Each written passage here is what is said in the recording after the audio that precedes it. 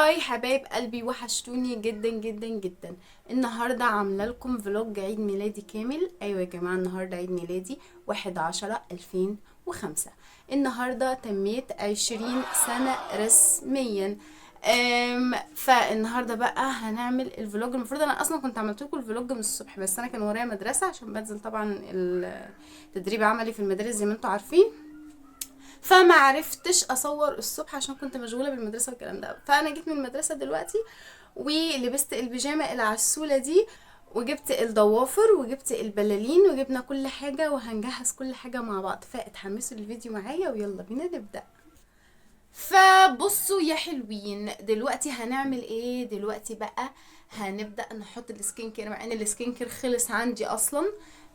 فهنحط اللقطات البسيطة او الحاجات البسيطة اللي موجودة من السكين كير، وبعد كده بقى هنجهز نفسنا علشان العيد ميلاد. طبعا احنا جايبين التورتة والست اللي هي عاملاها لسه هتجيبها النهاردة العشاء بالظبط. هنبدأ العيد ميلاد بعد العشاء على طول. انا بحب الاعياد الميلاد اللي تكون بالليل خالص دي. اي عيد ميلاد لازم يكون بالليل طبعا، إيه الغباء اللي انا بقوله ده؟ فهنجهز نفسنا بس. ونسيت اوريكم كمان الضوافر اللي انا كنت جايباها دي. كنت جايباها من المحل، كنت عايزه اصور لكم الحاجات اللي في المحل كده وانا بشتري، بس اتكسفت. طبعا هعمل ايه، انا بنتي كسوفه وكيوته. يعني ايه كسوفه؟ انا بتكسف يا جماعه، عشان كده معرفتش اصور لكم وانا في المحل. مفيش مشكله، ما جبتش بس غير اللي هما الضوافر دي، وجبت كمان البلالين اللي انا هنفخها. هنا كنت بعمل لزق في الحيطة على شكل مربع، وادخل توكة صغيرة كده في اللزق علشان التوكة دي هي اللي هتشيل البلالين. الطريقة دي شفتها من على الانستجرام وما نفعتش معايا طبعا. فهنا كنت بحاول اعملها. الغلطة اللي انا عملتها اصلا ان التوكة كانت صغيرة. انا حطيت اللزق وكل حاجة، بس التوكة كانت صغيرة خالص فما شالتش الاربع بلالين مع بعض. هتشوفوا دلوقتي.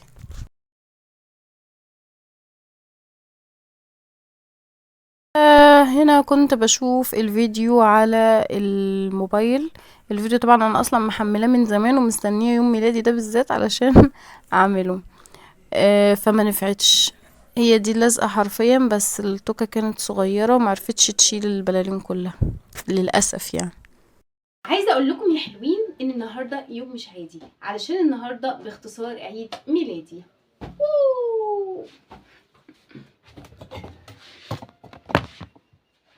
بصوا دلوقتي احنا نفخنا كام بالونه. ثانيه، انا مطقمه مع البلالين، مطقمه مع البلالين الرصاصي. ايه رايكم؟ شايفيني اصلا؟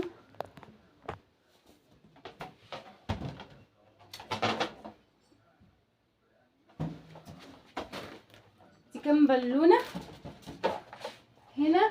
احنا نفخنا كده. واحد اتنين تلاته اربع بلالين بني،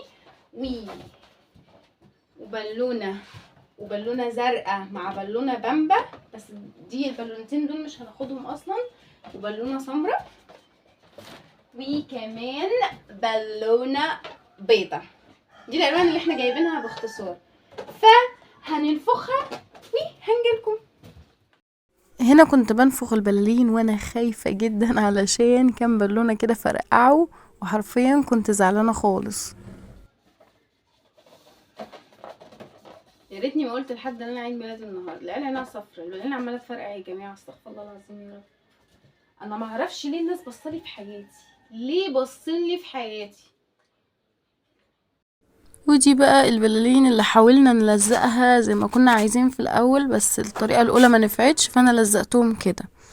وبقى ده كان الشكل النهائي للأوضة بتاعتي. انا كنت حاطة البلالين دي في الأوضة بتاعتي عشان اصور الصور بتاعت الانستجرام. ودلوقتي بقى هوريكم الأوضة التانية. الأوضة التانية بقى دي اللي هنقطع فيها التورتة وهنعمل فيها كل حاجة. دي الأوضة التانية بقى، انا اللي مزينة انا واختي الهبل ده.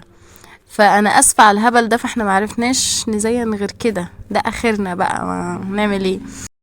وهنا كنت بقى بحط الميك اب بتاعي. انا طبعا حطيت السكين كير وحطيت كل حاجه. دلوقتي بقى فاضل لي ان انا اجهز نفسي واحط الميك اب وبعد كده البس اللبس.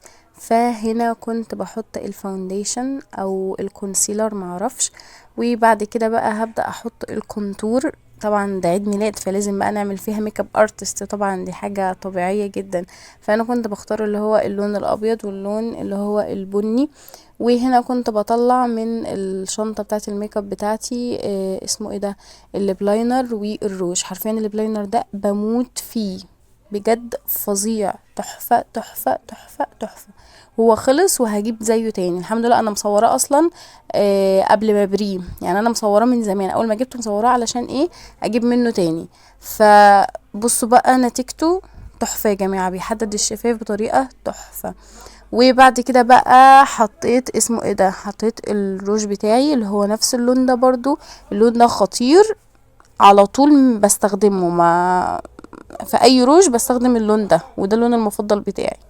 بصوا بقى يا حلوين، هو ده اللي هنلبسه، البلوزة دي والتوب ده. انا لسه شارياه جديد وما اتلبسش اصلا، كنت مجرباه بس هو ما اتلبسش، التوب الابيض ده. وكمان البنطلون الوايد ليج بتاعنا اللي احنا بنلبسه على طول في الجامعة. فده الاوتفيت بتاع عيد ميلادي. يلا بقى نكوي البلوزة بتاعتنا الجميلة. انا معرفش ايه الكوي ده، انا حرفيا بقتلها مش بكويها، بس انا بعمل جامد كده عشان هي ما بتتكويش اصلا. القماشة بتاعتها على طول كده مكرمشة وما بتتكويش بسهولة، لازم تقعدي تعيدي عليها مرة واتنين وتلاتة كده علشان تتكوي. حرفيا ايدي وجعتني. وبعد ما لبست جبت السبراي الصيني ده اللي طبعا بقاله سنين عندي، وحطيته على ايدي. طبعا ايدي اسودت من المدرسة ومن الكلية ومن كل حاجة. فهنبدأ بقى نبيضها سيكة، يعني احنا مش هنبيضها جامد بس سيكة، بس يبان ان هي بيضة شوية، مع ان انا بيضة اصلا، بس يلا الزمن جه عليا. المهم بعد كده هنطلع بقى الضوافر اللي انا جايباها 60 جنيه. حرفيا ماما كانت هتقتلني عشان قلت لها ان الضوافر دي ب60 جنيه، بس مش مشكلة، مفيش حاجة تغلى عليا طبعا. فهنا بقى كنت عايزة افكها.